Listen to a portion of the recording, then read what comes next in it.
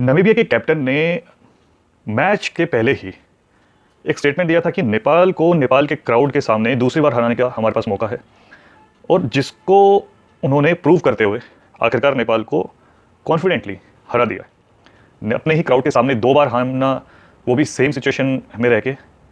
देखिए, as a Nepali fan काफ़ी दुख हो रहा है ये बता के कि नेपाल फिर हारा है नामीबिया से।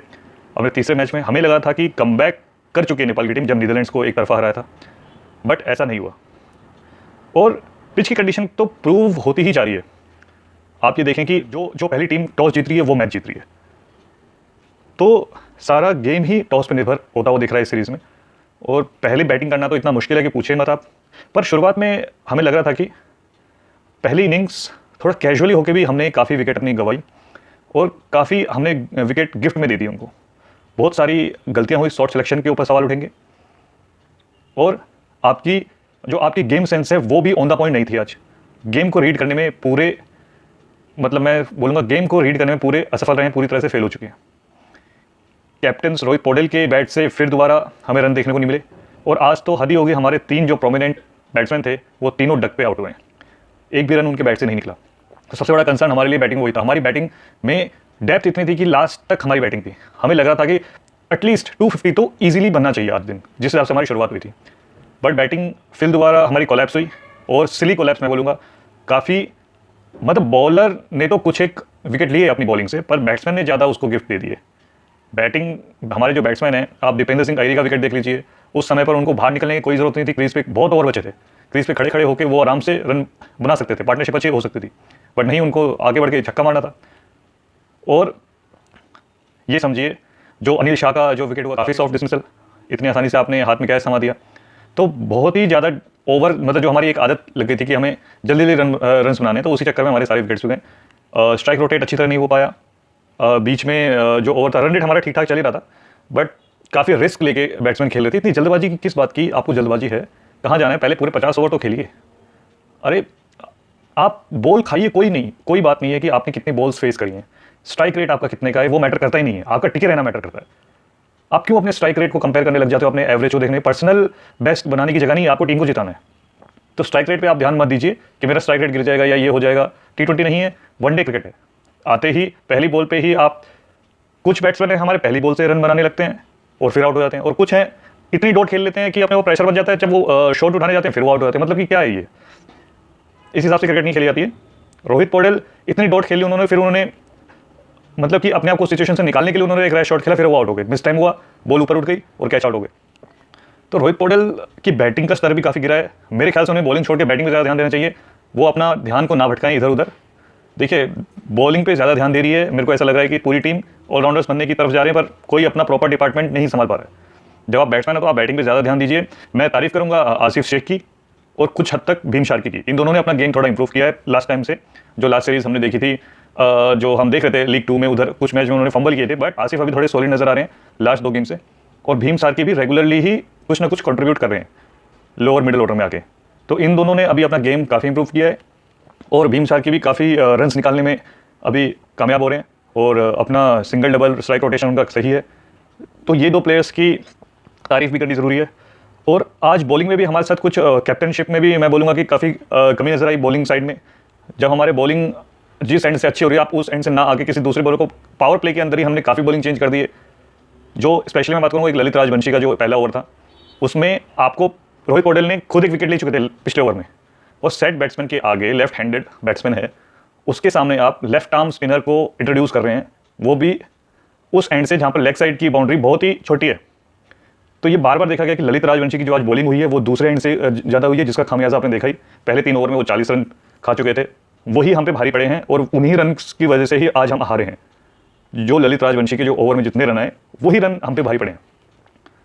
और कैप्टन को खुद आना था उस एंड से बॉलिंग कराने, या अयरी को आप ऑफ स्पिनर को लगाना चाहिए था। उतने रन तो नहीं पड़ते, आपको रन्स को रोकना भी चाहिए था। रन्स लीक बहुत हुई हैं, जो कि फील्डिंग की पोजीशनिंग को लेके बोलिए, चाहे आप कैप्टनशिप वो जो बॉलिंग चेंज को लेके बोलिए।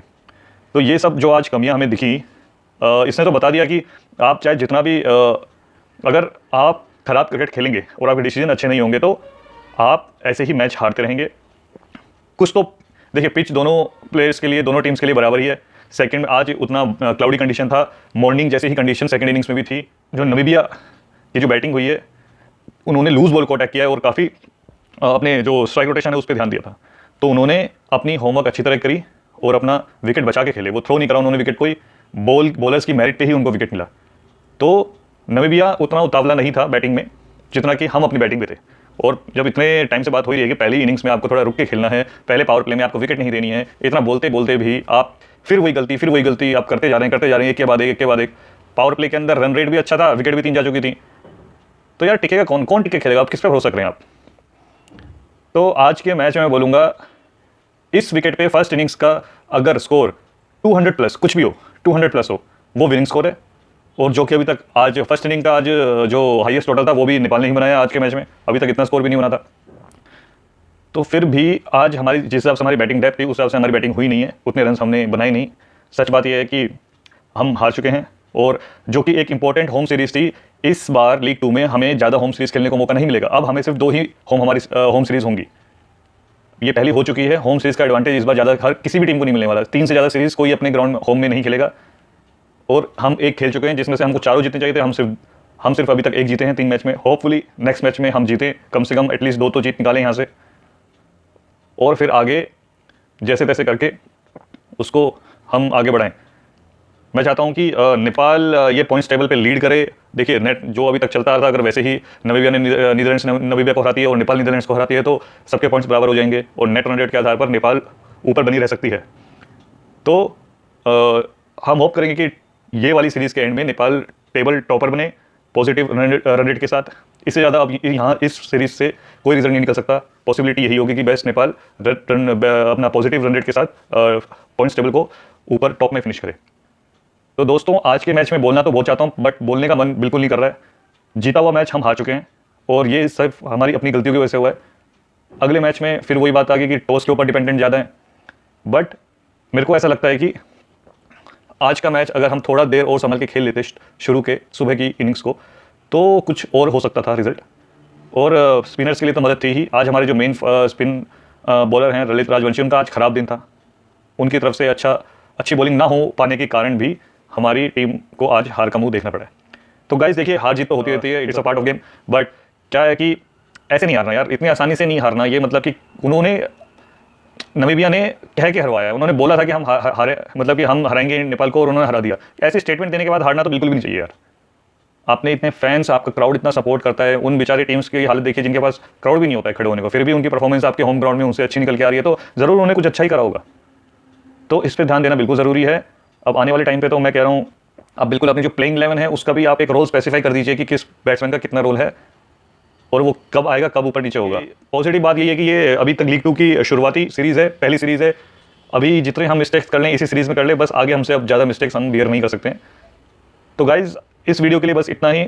होप करते हैं कि अब आने वाले टाइम पे जो अगला मैच नीदरलैंड्स के साथ है वो बैंग ऑन और जीत निकाले उस मैच में। और मैं यही कहूँगा कि नेक्स्ट मैच में इस हार का भी हमें बदला लेना ज़रूरी है। रन रेट को सुधार के रखो, बाद में जाके बहुत काम आने वाला है। रन रेट के आधार पर ही टीम ऊपर नीचे होंगी। गाइस इस वीडियो के लिए इतना ही, तो मिलेंगे आपसे नेक्स्ट वीडियो में। तब तक के लिए नमस्कार।